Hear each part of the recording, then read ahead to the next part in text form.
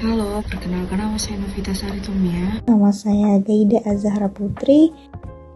Halo, nama aku Kanaya Gita Fadila. Halo, perkenalkan nama aku Kesha. Nama saya Syakira Kirana. Kita dari Universitas Pasundan, Fakultas Ilmu Hukum. Sila kedua berbunyi kemanusiaan yang adil dan beradab. Sila tersebut menjelaskan tentang rasa kemanusiaan kepada sesama tanpa membeda-bedakan ras, agama, maupun suku. Sebagai makhluk ciptaan Tuhan Yang Maha Esa, manusia harus saling menghargai sesama tanpa memandang perbedaan. Setiap manusia tidak dibeda-bedakan berdasarkan latar belakangnya, seperti latar belakang suku, agama, ras, budaya, status, dan juga keturunan. Selain itu, bangsa Indonesia juga menjunjung tinggi nilai hak asasi manusia atau HAM. Di mata hukum yang berlaku, setiap orang juga diperlakukan secara adil, yakni sama dan setara. Kita mesti memahami bahwa setiap orang memiliki latar belakang yang berbeda. Tetapi, bukan berarti itu membuat masing-masing diperlakukan tidak adil. Justru, dengan adanya perbedaan, kita harus saling menghargai dan memperlakukan semua orang itu sama. Sila kedua dapat kita temui di kehidupan sehari-hari. Contohnya, seperti menolong sesama dan menghargai sesama, serta menjunjung tinggi nilai-nilai kemanusiaan seperti pada contoh video ini. Video tersebut berisi tentang seorang satpam yang membantu mahasiswanya tanpa membeda-bedakan suku, agama, ras, budaya, status. Sila kedua Pancasila yang berbunyi kemanusiaan yang adil dan beradab. Sila ini menekankan pentingnya penghormatan terhadap nilai-nilai kemanusiaan, keadilan, dan keberadaban dalam kehidupan bermasyarakat, berbangsa, maupun bernegara. Berikut ini adalah penjelasan tentang makna sila kedua. Yang pertama adalah kemanusiaan. Sila ini mengakui bahwa setiap manusia memiliki martabat yang sama dan harus diperlakukan dengan hormat dan bermartabat, tanpa memandang suku, agama, ras, atau golongan. Kedua adalah keadilan. Sila ini menekankan pentingnya keadilan dalam berbagai aspek kehidupan, baik dalam hal ekonomi, sosial, politik, maupun hukum. Semua warga negara berhak atas perlakuan yang adil serta kesempatan yang sama dalam memperoleh hak-haknya sebagai manusia dan warga negara. Yang ketiga adalah keberadaban. Keberadaban dalam konteks ini mencakup sikap beradab yang berarti bertindak dengan memperhatikan etika, moral, dan norma yang berlaku dalam masyarakat. Manusia yang beradab adalah mereka yang bersikap bijaksana, menghormati hak orang lain, dan berperilaku dengan sopan. Yang keempat adalah penghormatan terhadap hak asasi manusia. Sila ini juga mencerminkan komitmen bangsa Indonesia untuk menghormati dan melindungi hak asasi manusia. Setiap individu memiliki hak untuk hidup dan berpendapat, serta mendapatkan perlakuan yang layak. Yang kelima adalah tanggung jawab terhadap sesama. Dalam implementasinya, sila ini mendorong kita untuk peduli dan membantu sesama, serta menolak segala bentuk penindasan, kekerasan, atau perlakuan merendahkan martabat manusia. Jadi, secara keseluruhan, sila kedua mengajarkan bahwa dalam kehidupan bermasyarakat dan bernegara, setiap orang harus diperlakukan dengan adil, serta sikap yang ditunjukkan harus mencerminkan nilai-nilai kemanusiaan yang tinggi. Sila ketiga, Persatuan Indonesia, mengajarkan kita untuk tetap bersatu di tengah perbedaan. Pentingnya menghargai dan menghormati satu sama lain agar kita bisa hidup rukun. Persatuan adalah kunci kekuatan bangsa kita. Meskipun kita berbeda-beda, kita tetap satu Indonesia. Sebagai warga negara Indonesia yang taat aturan, kami sebagai mahasiswa akan membaca dan menerapkan isi dari buku Pancasila ini dalam kehidupan sehari-hari.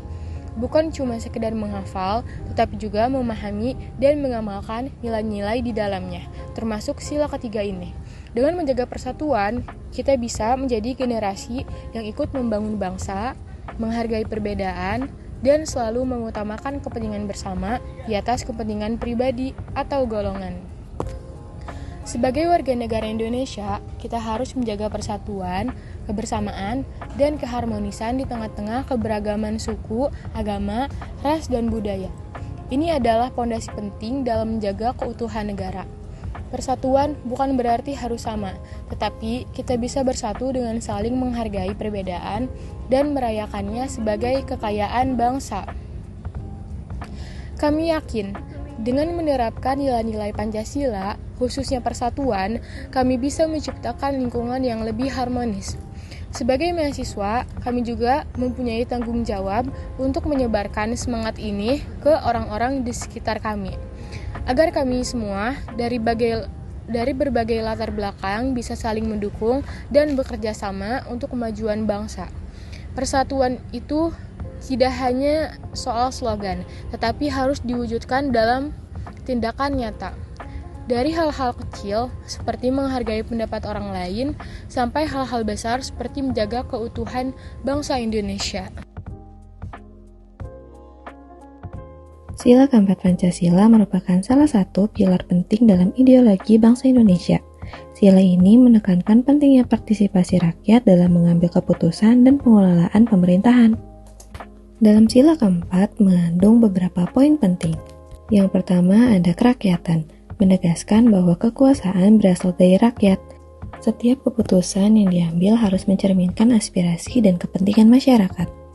Yang kedua ada hikmat kebijaksanaan, mengisyaratkan bahwa dalam proses pengambilan putusan diperlukan kebijaksanaan dan pertimbangan yang matang, bukan hanya berdasarkan emosi atau kepentingan sesaat. Yang ketiga ada permusyawaratan perwakilan, mendorong adanya dialog dan musyawarah sebagai metode untuk mencapai kesepakatan. Ini juga berarti bahwa perwakilan rakyat seperti anggota DPR memiliki tanggung jawab untuk menyuarakan kepentingan konstituen mereka. Sila keempat memiliki dampak yang luas dalam kehidupan berbangsa dan bernegara, seperti demokrasi. Sila ini menjadi dasar bagi praktik demokrasi di Indonesia, di mana setiap warga negara memiliki hak untuk berpartisipasi dalam proses politik. Lalu ada keadilan sosial.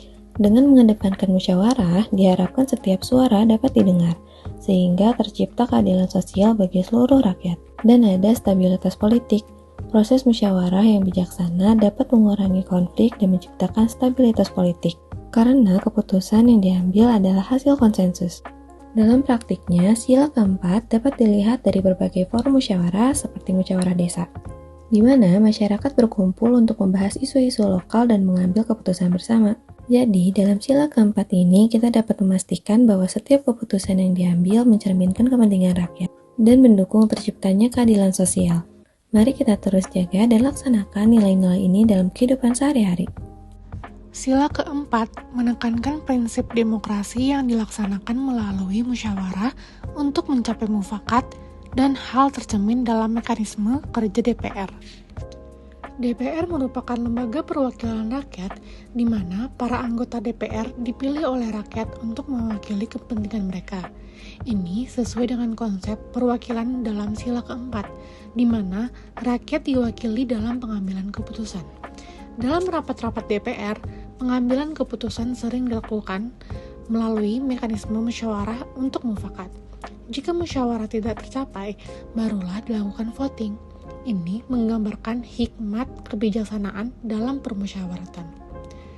Sila keempat menekankan pentingnya partisipasi rakyat dalam proses pengambilan keputusan negara melalui wakil-wakil mereka di lembaga perwakilan seperti DPR.